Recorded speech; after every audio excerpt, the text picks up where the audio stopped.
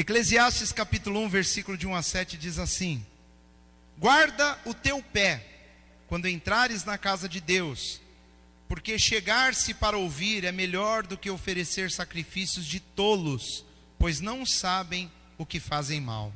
Não te precipites com a tua boca, nem o teu coração se apresse a pronunciar palavra alguma diante de Deus, porque Deus está nos céus e tu estás sobre a terra. Assim sejam poucas as tuas palavras, porque da muita ocupação vêm os sonhos, e a voz do tolo da multidão das palavras. Quando a Deus fizeres algum voto, não tardes em cumpri-lo, porque não se agrada de tolos. O que votares, paga-o. Melhor é que não votes do que votares e não cumprires. Não consintas que a tua boca faça pecar a tua carne, nem digas diante do anjo que foi erro. Por que razão se iraria Deus contra a tua voz e destruiria a obra das tuas mãos? Porque, como na multidão dos sonhos há vaidades, assim também nas muitas palavras, mas tu temes ou teme a Deus. Amém? O livro de Eclesiastes é um livro dentro dos livros poéticos. A Bíblia tem uma sequência que os estudiosos da palavra, os teólogos, eles classificaram como livros poéticos. Dentre eles nós temos o livro de Salmos, que são cânticos que foram escritos em momentos diferentes, por pessoas diferentes. Tem uma grande quantidade de salmos que foram escritos pelo rei Davi. Alguns foram escritos por Moisés e muitos foram escritos por pessoas que eram responsáveis pelos cânticos em Israel, os cânticos no templo. Depois, na sequência, você vai ver que vem o livro de Provérbios. O livro de Provérbios é um livro que ele tem 31 capítulos. E, inclusive, muitos irmãos, eles gostam desse livro, né, para ler um capítulo desse por dia. Todo dia ele lê um capítulo. Ele fica feliz por isso, ele fica orgulhoso. Ele não lê o resto da Bíblia, ele só lê Provérbios, né, um para cada dia.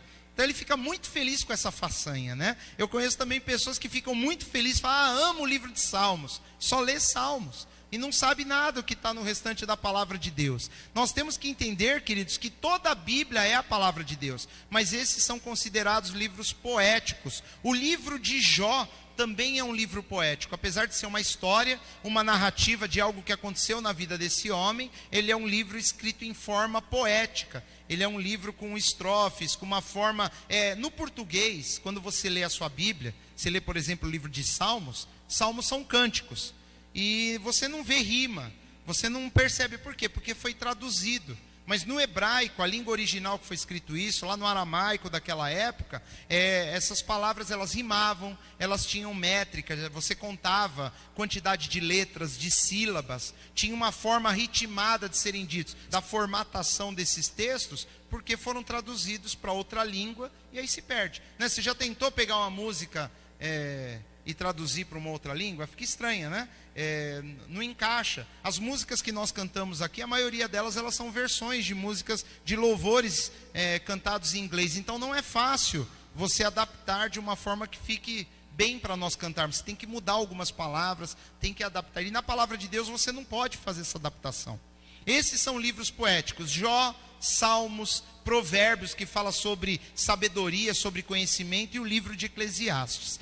Tem uma diferença bem profunda no livro de Provérbios e de Eclesiastes. O livro de Provérbios ele foi escrito, na maioria dos seus capítulos, pelo rei Salomão, o filho do rei Davi.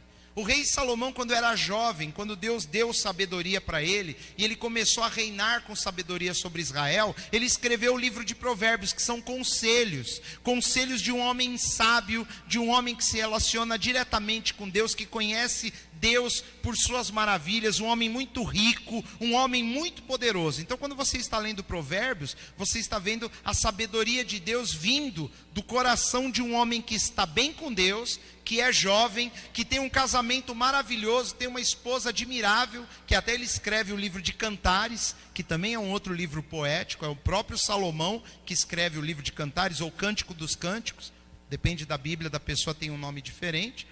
E Salomão escreveu o livro de Provérbios na sua mocidade, na sua juventude, experimentando poder, riqueza, o melhor, a flor da idade. a melhor esposa, e todo mundo sabe que Salomão teve ele tinha um harém, né? Muitas concubinas, muitas princesas, e ali é um homem sábio que escreve. O livro de Eclesiastes também foi escrito, na grande maioria dos capítulos, grande parte dele foi escrito também por Salomão. Só que não é mais o Salomão jovem, não é mais o Salomão sábio a ponto de dar conselhos fantásticos, de coisas com respeito à vida. Como, por exemplo, quando você é jovem, é muito fácil para você dar conselhos de coisas que você ainda não vivenciou. Você sabe que aquilo é bom e você orienta até as pessoas, você ensina coisas que você nunca passou por aquele caminho. O livro de Eclesiastes, Salomão já está velho.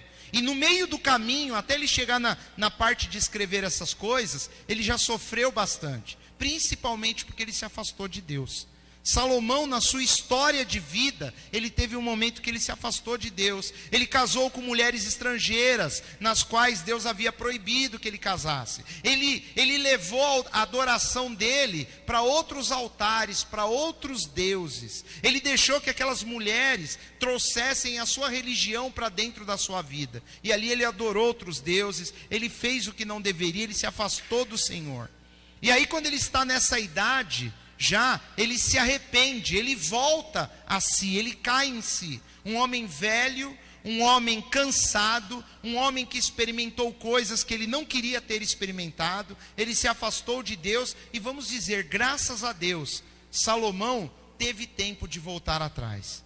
A maioria das pessoas que se afastam do Senhor, muitas, não voltam para trás. Não tem tempo de se arrepender, não tem tempo de cair em si e ver a bobeira, a besteira que fizeram. Não, a maioria vai embora mesmo e se perde na vida. Mas Salomão volta. Então, quando você está lendo o livro de Eclesiastes, você tem que entender que não é o mesmo Salomão que escreveu o livro de Provérbios. É um Salomão gasto, acabado, velho, arrependido. Fez muita coisa que não prestava, mas mesmo assim, Deus consegue mostrar através do coração daquele homem, por exemplo, lições do que nós não devemos fazer, por experiência própria. Aqui é um homem experiente, um homem que se afastou do Senhor, fez coisas que não deveriam, perdeu o melhor da sua vida, perdeu. E agora é um homem arrependido, um homem com pontos aqui de remorso, com pontos de tristeza, de coisas que ele não precisava ter experimentado, que ele não precisava ter sofrido. Então tudo que você vai ler em Eclesiastes é um homem maduro, um homem com experiência, que sabe exatamente o que é viver o melhor de Deus. Se você tem percebido que o seu coração às vezes tende a ir para longe de Deus, leia o livro de Eclesiastes.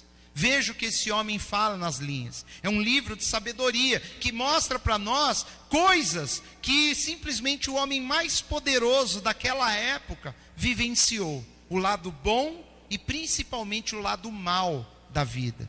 Ele experimentou o que é uma vida longe de Deus. Ele é doutor no assunto. Ele pode falar com muita eloquência, com muita propriedade sobre aquilo que nós não devemos fazer. Então é um livro de conselhos. Se você ler o livro de Eclesiastes, você vai aprender muita coisa. Muitas coisas que nós não precisamos passar por esse caminho para experimentarmos da pior forma. Ele já passou, ele já quebrou a cara, ele já sofreu com isso, ele já viu muitas pessoas se dando mal na vida. Então ele está falando disso. E se nós formos inteligentes, a pessoa inteligente, ela ouve um conselho, principalmente se vier da palavra de Deus, e ela põe em prática. Para que eu preciso passar por algo ruim, sendo que alguém já passou e já está me dizendo como que é? É ou não é verdade? Você tem curiosidade de saber como que é sofrer por tomar uma decisão errada? Se você tiver essa curiosidade, tome a decisão errada. Ah, mas eu não tenho, eu não quero sofrer. Então por que nós tomamos decisões erradas? Por quê? Por isso que Jesus ensina no Pai Nosso, nós orarmos para o Senhor, livra-nos do mal. O que é livrar do mal? Livrar do mal é nos livrar de tomarmos decisões erradas. Nós dependemos do Espírito de Deus para acontecer isso. E aqui Salomão, no capítulo 5, ele começa dando conselhos de práticas, de pessoas que querem se relacionar com Deus. Ele viu muitas pessoas religiosas querendo se aproximar de Deus e fazendo as coisas de maneira errada. de maneira que não agrada, que não tem nada a ver com o relacionamento com Deus. E ele começa falando assim: guarda o teu pé quando entrares na casa de Deus. O que significa isso? Guarda o teu pé, tira ele e põe lá na mala, né? Tem um lugar lá na porta da igreja, né? Na casa de Deus, que você tira o pé, desrosqueia ele, né? E guarda. Não é isso que ele está falando. Guarda, então eu tenho que esconder meu pé dentro de um saco para entrar na casa de Deus. Não, o pé, ele está ligado aos nossos passos. O pé, ele está ligado à forma como nós caminhamos na vida e no mundo. E ele começa falando: guarda o teu pé, guarda. Presta atenção como você tem vivido, quando você pensar em ir na casa de Deus. O que nós andamos lá fora, reflete na nossa comunhão com o Senhor. Tem gente que pensa que nós vivemos uma mera religião, é só eu me aproximar de Deus, ir à igreja, aí a pessoa vem à igreja, não presta atenção em nada, tudo que é dito a pessoa não põe em prática, é uma mera religião. Tem pessoas que vão 30 anos na igreja e não muda nada, não crê em nada. A religião é uma mera profissão da boca para fora, não é uma vida. Os passos da pessoa não condizem com a palavra de Deus. Então é o que ele está falando: guarda o teu pé quando entrares na casa de Deus. Guarda o teu pé. Guardar o pé não é quando exatamente entrar, mas é guardar para quando for entrar. Nós temos que pensar: puxa, eu vou buscar a Deus. E aqui, lógico, a casa de Deus hoje não é esse lugar. Aqui não é a casa de Deus. Aqui é um lugar que nós nos reunimos, é um salão que nós alugamos, pagamos esse aluguel para nós termos um lugar para estudarmos a palavra, para ouvirmos a palavra. A casa de Deus hoje é a nossa vida. A Bíblia diz que nós somos o templo do Espírito Santo. Você é templo de Deus. Você é a casa de Deus. Ele está falando: guarda o teu pé, para quando você for se relacionar com o Senhor. Toma cuidado. Cuidado com o que você faz. Cuidado por onde você anda. Cuidado com o que você pensa. Cuidado com o que sai da sua boca. Cuidado com o que você permite que entre pelos seus olhos, que atinja, que chegue no seu coração. Cuidado. Guarda o teu pé quando estiver se relacionando com Deus. Se preocupe com isso, porque chegar-se para ouvir é melhor do que oferecer sacrifício de tolos. Naquela época, as pessoas iam no templo para oferecer sacrifícios. E ali tinha pessoas que proclamavam a palavra de Deus no templo, nas sinagogas. E às vezes a pessoa ela vai preocupada. Naquela época as pessoas iam focadas no sacrifício. Eu vou lá oferecer um sacrifício ao Senhor. Talvez as pessoas pensam isso hoje, né? Vamos lá naquele lugar, nós vamos nos reunir como igreja, e nós vamos lá porque nós vamos oferecer um louvor a Deus. Ali eu vou cantar, ali eu vou orar. Mas olha o que ele diz: é melhor ouvir. Ouvir. E ouvir não é exatamente isso que está acontecendo aqui agora. Eu tenho certeza, aqui não tem ninguém surdo. Ninguém tem essa deficiência aqui. Está todo mundo ouvindo fisicamente, mas tem pessoas aqui dentro, com certeza, que não estão ouvindo. A palavra diz, eu até entendo, se você pedir para eu escrever, eu escrevo, mas essa palavra não muda a minha vida. Eu vou sair daqui, os meus passos vão continuar os mesmos. O meu pé vai andar do mesmo jeito que quando eu cheguei. Quer dizer, a minha atitude lá fora não muda. É isso que ele está falando. É mais importante ouvir do que o sacrifício, do que o culto. As pessoas ficam preocupadas com o culto. Naquela época as pessoas ficavam preocupadas com o sacrifício, com a adoração, com a liturgia, a forma, o formato. A pessoa está preocupada com o sacrifício, mas ouvir e pôr em prática o que ela precisa ouvir e pôr em prática, ela não põe. E é o que Salomão nos diz aqui. O que o autor do livro de Eclesiastes diz: é melhor ouvir do que oferecer sacrifício de tolos. Tem gente, queridos, que faz tudo errado e chega na presença de Deus, na hora do louvor, canta, glória a Deus, grita aleluia, bate palma. Sacrifício de tolo. Só um tolo acha que porque ele está cantando e está gritando glória a Deus, aleluia, e seja lá o que a pessoa grite, ela está agradando a Deus. Se ela não ouve, se ela não põe em prática aquilo que Deus está falando. É isso que ele está falando. O sacrifício nosso hoje não é matar um animal. A Bíblia diz sacrifícios de louvores dos lábios que confessam o nome de Jesus. Esse é o nosso sacrifício. O nosso sacrifício não é algo que você morra, ai que coisa difícil. Isso não é sacrifício. Sacrifício é substituição. Eu substituo uma coisa por outra.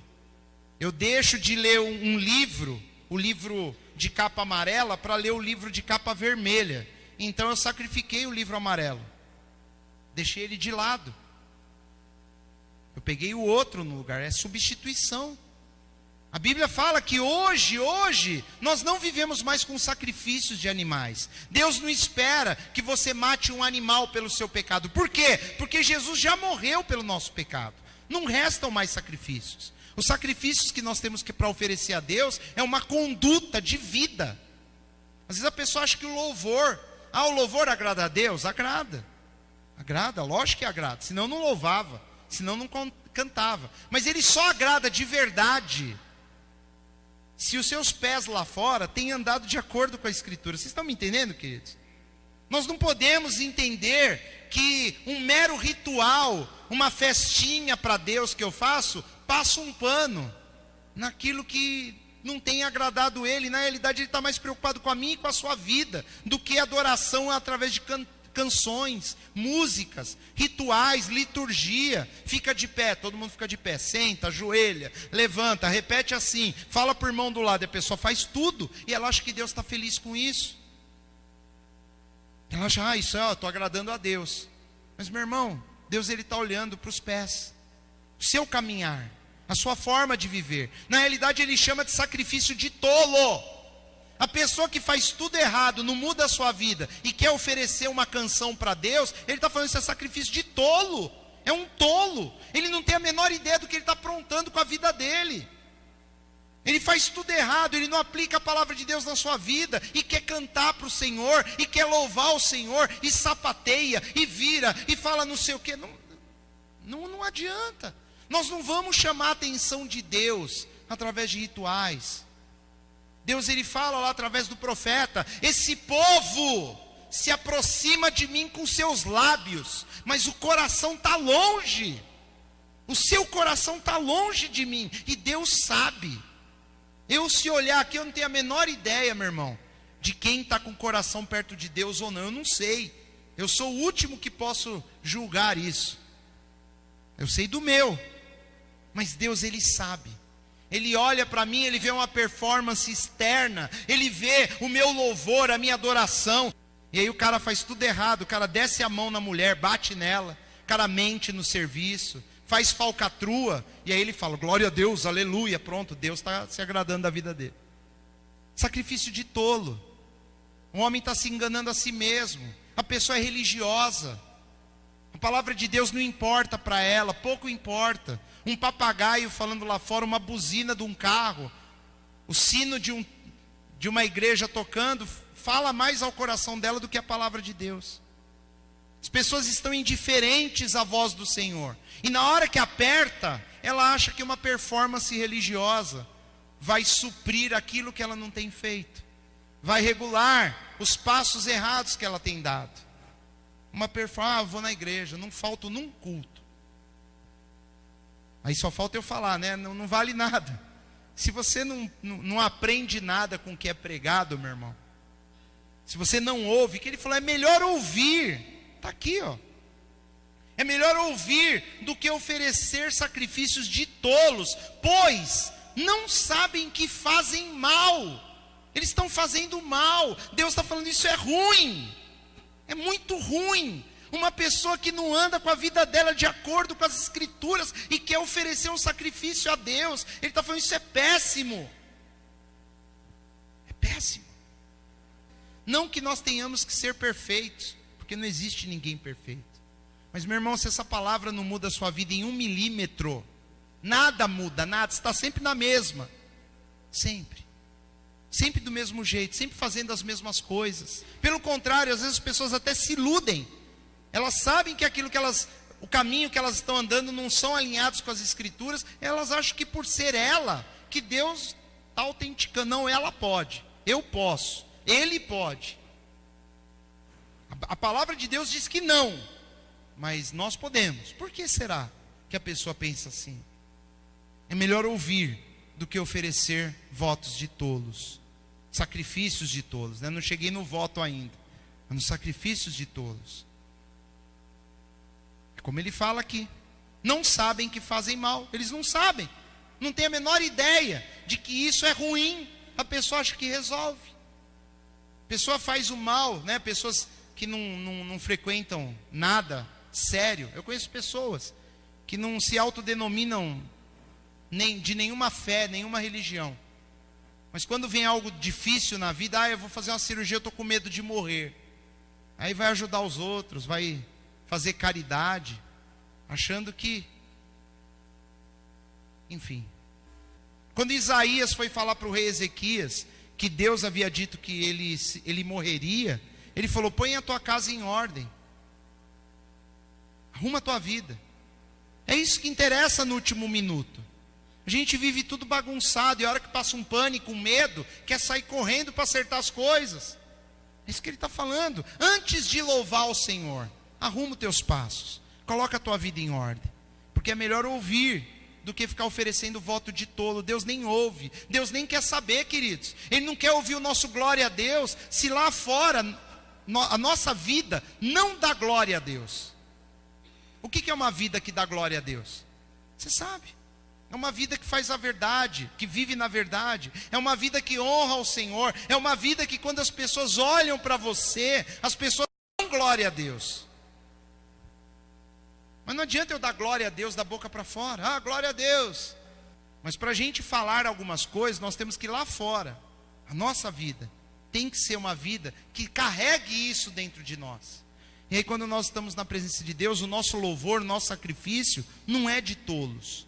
Não é um sacrifício que mexe com o estômago do Senhor, né? que embrulha o estômago dele, não é.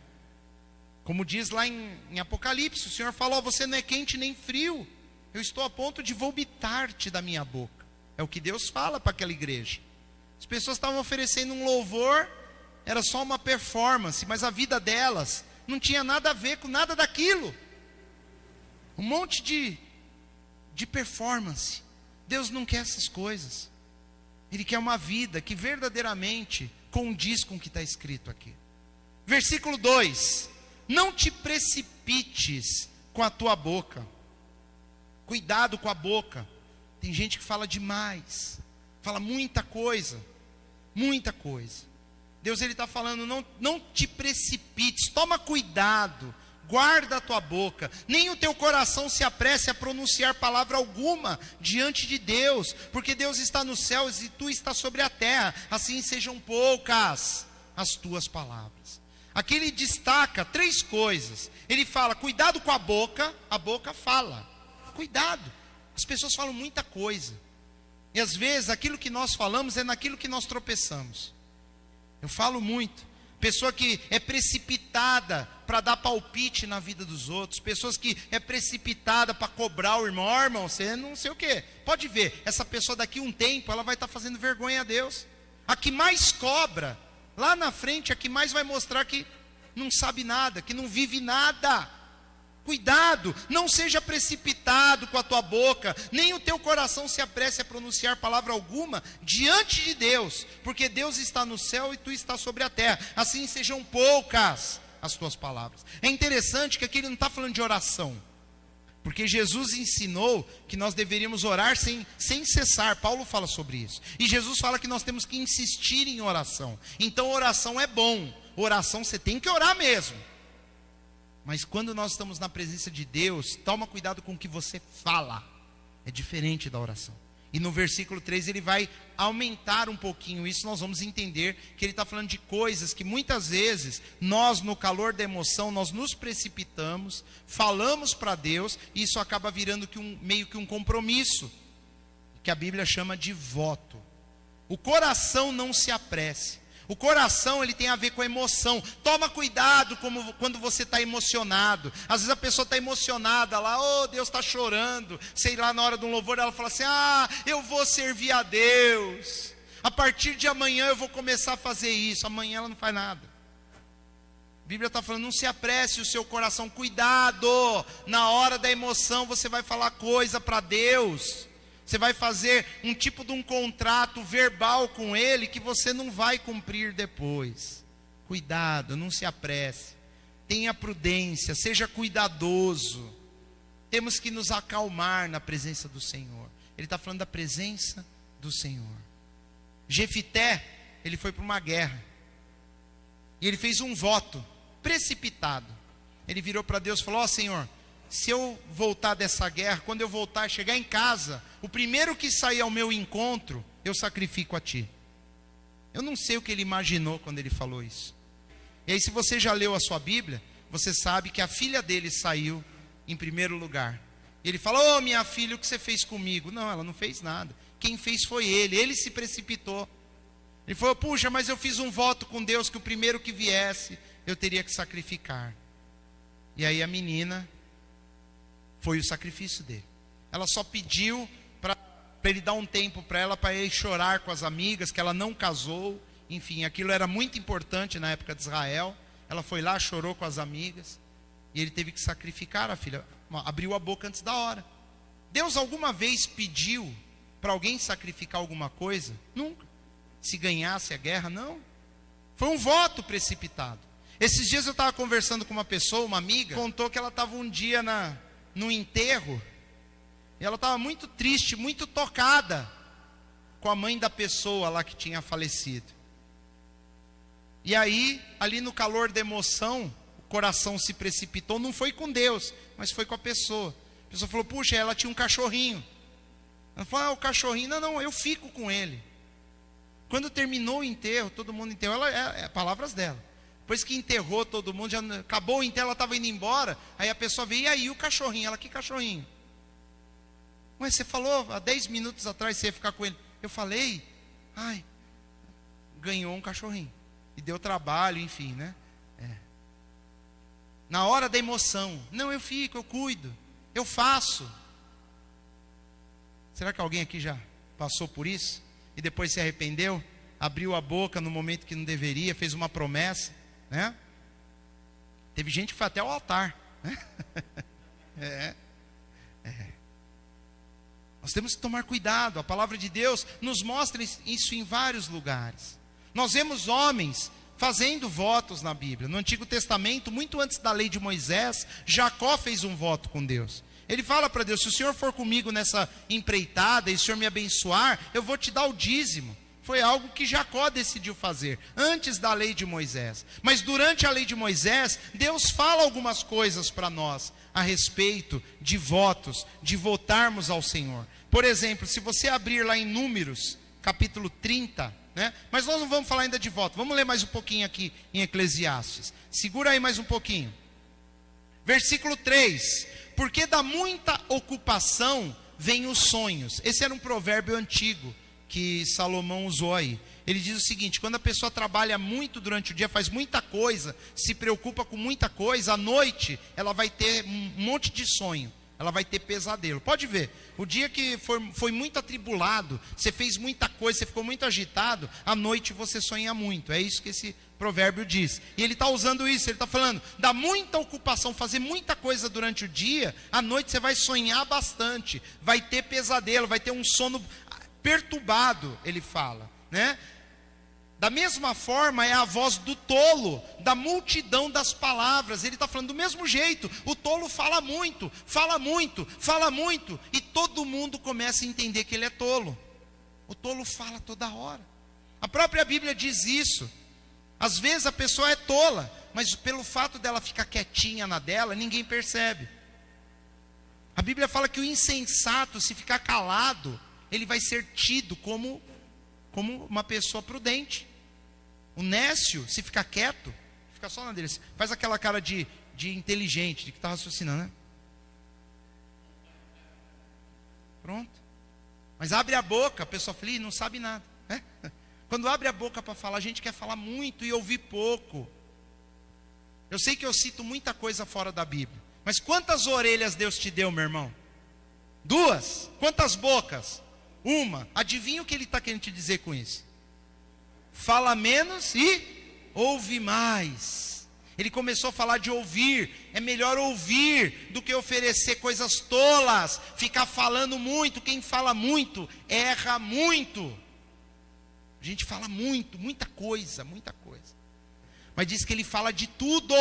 Tudo ele tem um palpite, tudo ele tem uma opinião. Tudo, ele fala de Deus, ele fala do céu, ele fala da terra, ele fala de Satanás, ele fala do vizinho, ele fala do irmão, ele fala do pai, da mãe. A Bíblia está falando, para com isso, meu irmão, para, ouve mais, e ouve a palavra de Deus, para que os seus pés se alinhem. Nós estamos tão preocupados com o que nós vemos nos outros, mas os nossos passos, eles têm que estar alinhados com a vontade do Senhor. Versículo 4. Agora você vai entender o núcleo do que ele quer dizer. Quando a Deus fizeres algum voto, não tardes em cumpri-lo, porque não se agrada de tolos. De novo ele está falando, tolo, pessoa tola, que faz tolice, pessoas nécias, tolas. Deus está falando, ele não se agrada, ele não se agrada. Se você prometer alguma coisa para Deus, meu irmão, cumpra. Não tem desculpa. Eu errei. Ele vai falar aqui mais para frente. Dizer, eu errei. Eu não deveria ter falado. Não deveria mesmo. A Bíblia já disse. Antes de você falar, você não deveria ter falado. Mas a pessoa fala. Ela promete. Mas eu quero fazer um voto com Deus. Meu irmão, eu falaria, não faça. Porque a maioria das pessoas são inconstantes. Elas são volúveis. Elas começam com uma ideia e amanhã já foi. Já virou fumaça. Melhor, versículo 5, melhor é que não votes do que votares e não cumprires. Se você tem certeza que você vai cumprir algo para Deus, aí sim, prometa. Mas se você se conhece, você conhece o seu coração, eu serei fiel a Deus até o meu último dia de vida. Não sei. Só Deus e você sabe. Cuidado com os votos. O que é um voto? Jacó falou, se o Senhor me abençoar, eu vou dar o dízimo, de tudo. Não sei se ele deu ou não, não sei se ele quebrou o voto. Jefité falou, se o Senhor me abençoar na guerra, a primeira pessoa que vier, eu vou oferecer ao Senhor. A Bíblia diz que ele cumpriu. Diz que inclusive em Israel depois virou um costume. As moças, elas iam nos montes orar e chorar pela filha de Jefité. Virou uma tradição judaica, pelo menos naquela época. Eu não sei até quando que foi isso, mas virou uma tradição. A Bíblia diz que o apóstolo Paulo tinha voto. Ele tinha um voto tipo de nazireu. Sansão, os pais de Sansão fizeram para ele um voto de nazireu. Que ele não podia tocar um cadáver de nenhum morto, animal ou ser humano. Ele não poderia comer ou tocar em nada que fosse derivado de uvas. Nem beber vinho, nem suco e nem comer a fruta. Ele não poderia passar navalha sobre o cabelo da cabeça e da barba. Ele não poderia cortar. Esse era o voto de Nazireu. Ele não podia casar com mulheres estrangeiras. Os pais deles fizeram esse voto. Ele quebrou todos. Todos. Casou com uma mulher estrangeira, ficou lá namorando com Dalila, coisa que uma pessoa de Deus não faria, namorar com uma pessoa que não ama a Deus, enfim. E ele ficou vivendo como marido e mulher com Dalila. Tocou o cadáver do leão, entrou na vinha lá com desculpa que estava apertado, mas ele entrou no meio das uvas e fez tudo. E depois falou para Dalila que se passasse navalha no cabelo dele, ele perderia a força. E ela cortou o cabelo. Como acabou a vida de Sansão? Ele perdeu tudo que Deus tinha para ele. Os olhos dele foram furados, ele terminou a vida cego, fraco, sem a presença de Deus. Quebrou um voto, tinha um voto lógico, foram os pais que fizeram. Errado. Ana, ela não podia engravidar, ela foi lá no tabernáculo e ela falou para Deus, Senhor, se o Senhor me der um filho, eu vou consagrar esse meu filho ao Senhor. E aí nasceu Samuel, ela ficou grávida de Samuel. E ela levou depois Samuel lá no templo e deixou, no tabernáculo, e deixou lá com o profeta Eli. Samuel cresceu naquele lugar, ela cumpriu o voto dela. Algumas pessoas ouvindo isso ficam até animadas, eu vou fazer um voto. É o que eu falo, que a Bíblia diz aqui. Melhor é que não votes do que votares e não cumprires. A Bíblia até mostra pessoas que votaram, mas lá no Novo Testamento você não vai ver Jesus falando para você fazer voto. A Bíblia diz que a nossa palavra tem que ser sim, se for sim, né? Sim, sim, ou não, se for não. O que passar disso vem do maligno. Pessoa que fala, juro por Deus. A Bíblia fala para nós não jurarmos. Nossa palavra tem que ser sim, se for sim, não, se for não. Não ficar com enrolação. Nós temos que entender, queridos, que o nosso relacionamento com Deus, ele tem que ser um relacionamento transparente. Mas antes de tudo é sério. É sério. É com Deus que eu me relaciono. É com Deus que você se relaciona.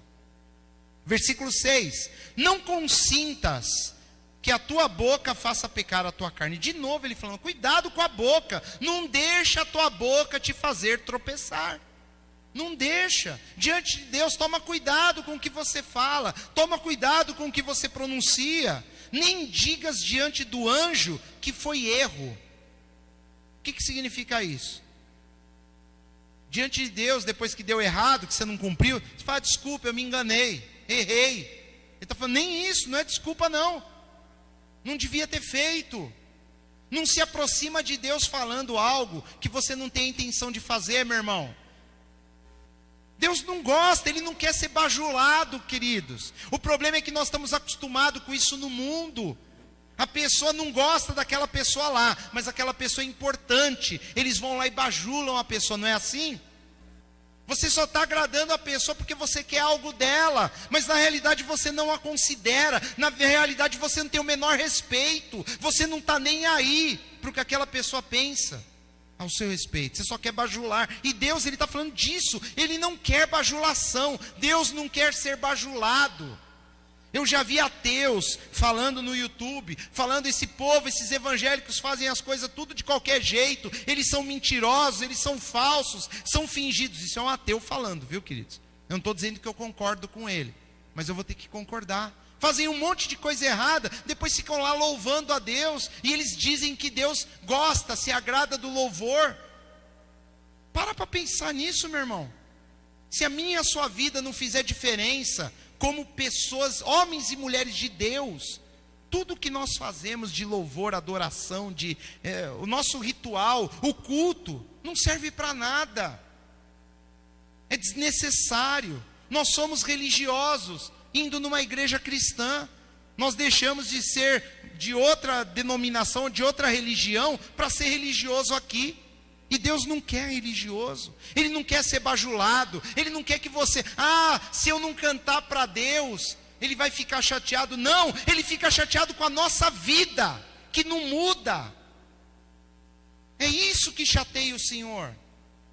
Ele quer mudança, Ele quer transformação. Aí, meu irmão, quando você estiver vivendo para Deus de verdade, quando você oferece o mínimo, ninguém sabe cantar direito, canta desafinado, mas Deus, Ele recebe como melhor louvor e adoração. Por quê? Porque lá fora a pessoa vive o verdadeiro evangelho.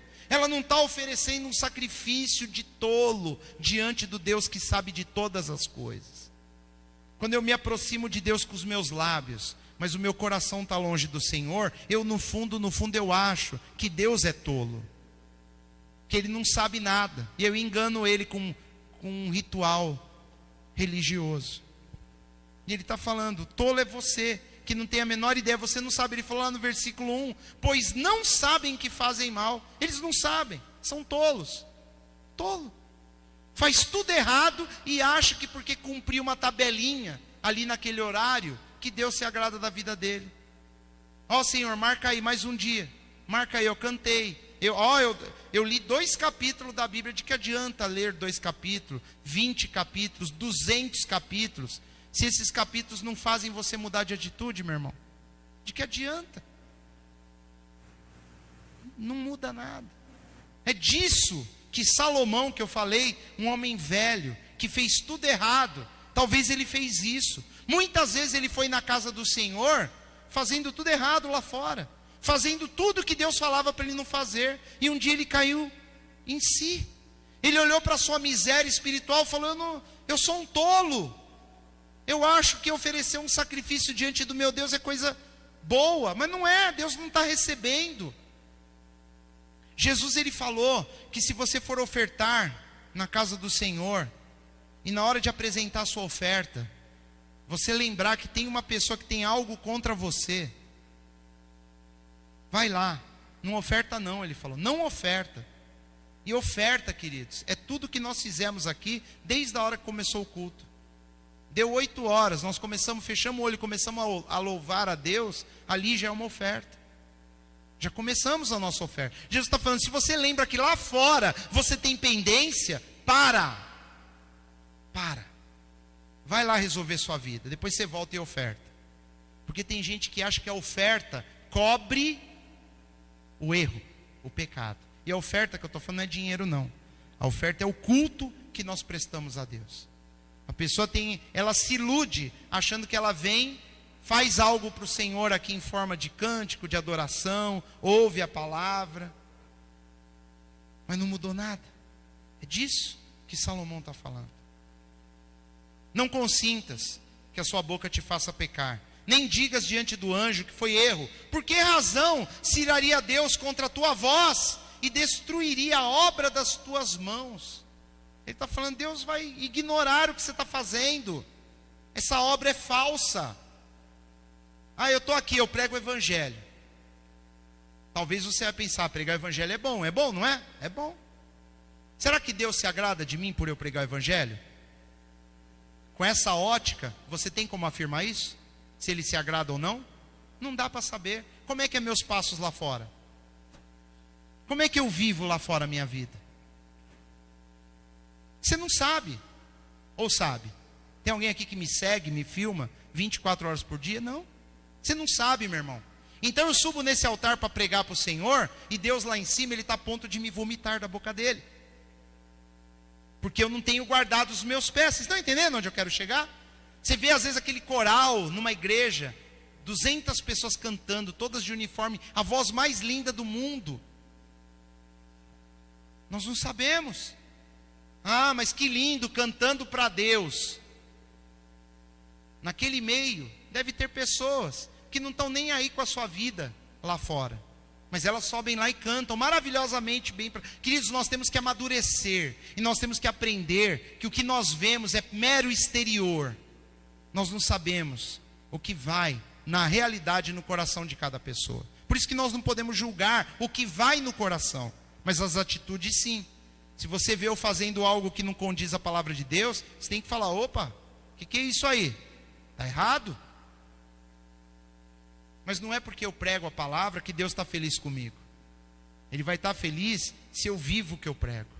Vocês estão me entendendo? Não é porque nós cantamos um louvor maravilhoso que Deus lá no céu se alegrou. Não é porque você ficou tocado com a música, se emocionou, que Deus ficou tocado e se emocionou. Não. Ele se emociona quando pessoas que verdadeiramente vivem para Ele se reúnem em nome dEle. E aí não importa se canta bem, se canta mal, se não canta. Não importa. Não importa. Essa é a diferença da religião e do verdadeiro cristianismo. O verdadeiro cristianismo tem a ver com a vida que você vive lá fora. O testemunho que você dá da palavra de Deus na sua vida. E que ninguém vê, só você e Deus sabe. Eu falei domingo. Jesus, ele comparou a pessoa que vem a mim, ouve as minhas palavras e não as cumpre, não coloca em prática, é igual a pessoa que constrói uma casa sobre areia. A hora que vier o problema espiritual, a casa cai, a pessoa não tem estrutura, ela não tem comunhão com Deus, ela não se sustenta.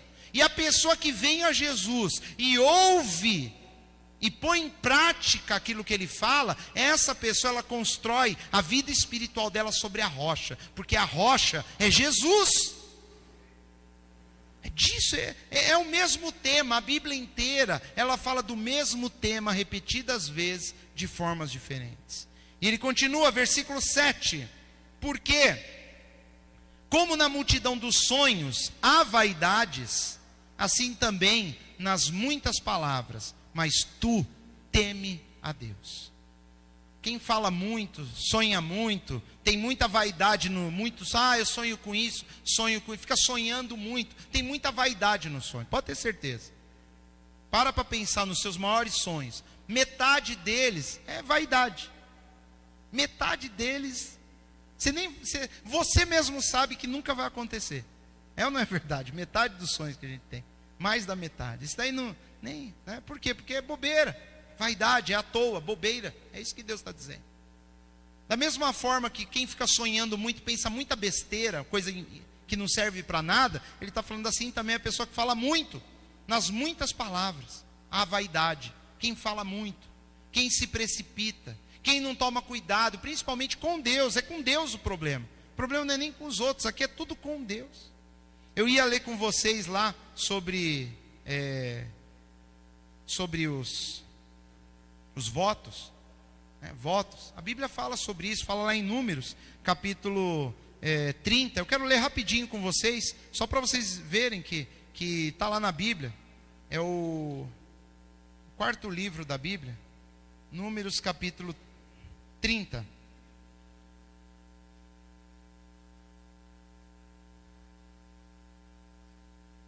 E falou Moisés aos cabeças das tribos dos filhos de Israel, dizendo: esta é a palavra que o Senhor tem ordenado.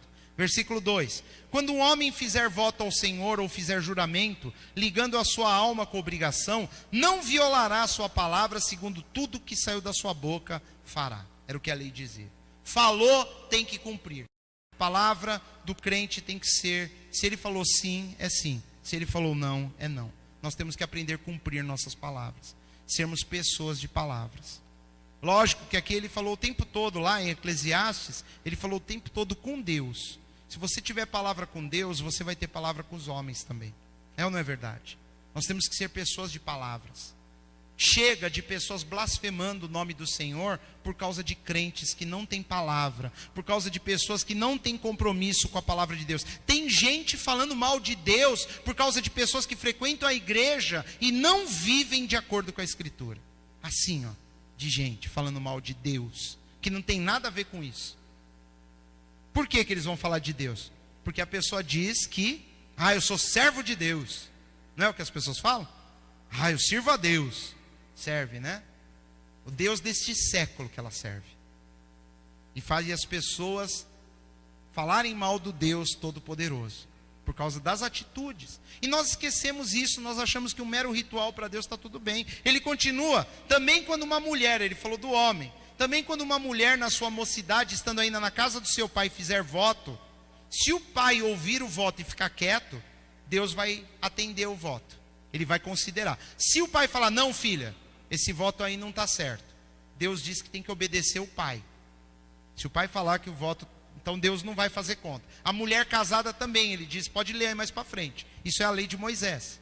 Se a mulher casada fizer um voto e o marido escutar e falar, não, beleza, esse voto é legal, não falar nada, Deus vai aceitar. Mas se o marido falar, não, você não vai fazer esse voto não, não importa o motivo, se ele falar não, Deus riscou também lá, não fez o voto. É o que Deus está falando. Tá aí, pode ler depois do capítulo 30 até o versículo 16. Ele vai falar dos votos e das anulações. Anulação é só quando alguém superior a você diz que não. O caso, os pais, e no caso da mulher casada, o marido. Tem mais passagens bíblicas que falam disso. Deuteronômio, lá no capítulo 23, é o próximo capítulo da Bíblia. Deuteronômio 23, versículo 21 a 23. Quando fizeres algum voto ao Senhor teu Deus, não tardarás em cumpri-lo, porque o Senhor teu Deus certamente o requererá de ti, e em ti haverá pecado. Falar que vai fazer uma coisa para Deus e não faz é pecado. Porém, abstendo-se de votar, não haverá pecado em ti. Olha que legal. Se você não fizer voto nenhum, está tudo bem. Então, meu irmão, minha irmã querida, não faça voto se você não tem a intenção de cumprir. Mas eu acho que eu vou cumprir. Acho, não faz. A Bíblia não ensina você não vai ganhar, mas se eu fizer o voto, Deus vai me responder, sabe? Pessoa que faz promessa, eu vou andar de joelhos se acontecer, eu vou subir a escada, eu vou não sei o que, não. Deus, ele vai te atender, se a sua oração for alinhada com a palavra dele, se for legítima com a palavra dele. E se você amar o Senhor de todo o seu coração, você vai orar, Deus vai te atender. Não precisa fazer voto, não precisa fazer barganha com Deus, não precisa pagar promessa, não precisa fazer troca com Deus, não precisa. Se você der 1, Deus vai te dar 10 mil. Não, querido, esquece essas coisas, não faz essas coisas. Sai desse caminho, meu irmão, minha irmã. Deus não se agrada de voto de tolos. Isso considerando que essas coisas são por interesse. Eu falo para Deus que eu vou fazer algo se Ele me fizer algo, não é assim? Isso é troca, é interesse. Você não consegue fazer algo para Deus por amor? Por amor, puro amor. Eu reconheço que o que Ele fez na minha vida. Eu creio que Ele vai fazer maravilhas na minha vida. E com isso, eu reconheço que Deus é bom. E com esse amor, eu decido fazer algo para o Senhor. Mas eu decido, eu não vou prometer. Eu simplesmente vou e faço. E para encerrarmos, Jesus conta uma parábola. Que eu vou falar dessa parábola nos próximos domingos. Num dos próximos, está longe ainda. Mas ele conta que um pai tinha 2 filhos. 2 filhos. Para um filho, ele chegou e falou: filho, vai lá e faz isso para mim. E o filho virou e falou: eu vou fazer, meu pai. E Jesus disse que o filho foi lá e não fez. E um outro filho, o pai chegou para o outro, para o irmão, e falou: filho, vai lá, faz isso para mim. E aquele filho: não sei o que, reclamou: não vou fazer. Mas depois ele foi lá e fez. E Jesus só perguntou assim: quem foi o que fez a vontade do Pai? Não foi o que fez? O que disse não importou. O primeiro falou que ia fazer e não fez. O segundo falou que não ia fazer, mas fez. Você percebeu que o que importa é o resultado final? Não é a performance, não é o que sai da boca, não é o que nós dizemos, mas é o que nós fazemos. Talvez o irmãozinho não louve tanto a Deus, ele não cante tanto, ele não ore tanto, ele não se expõe tanto: eu faço isso, faço aquilo. Mas quando ele vai lá, ele faz aquilo que Deus quer que ele faça. E às vezes a gente vê pessoas que a fachada é incrível, é maravilhosa. Você fica até triste, fala: Senhor, nunca vou ser igual a ela. E só Deus sabe o que ela faz quando sai por essa porta. Escolha bem. Deus nessa noite está falando conosco. Cuidado com a tua boca, cuidado com o que você fala. Um filho falou sim e foi não. O outro filho falou não e no final foi sim. Cuidado, não se precipite. Tenhamos uma vida reta. E no final lá ele termina: teme a Deus. Foi o que ele falou no versículo 7, lá em Eclesiastes 5:7. Ele termina falando: teme a Deus, tenha respeito por Ele, creia que Ele é um Deus justo, e se você andar com Ele, Ele vai te abençoar. Amém, meu querido e minha querida irmã?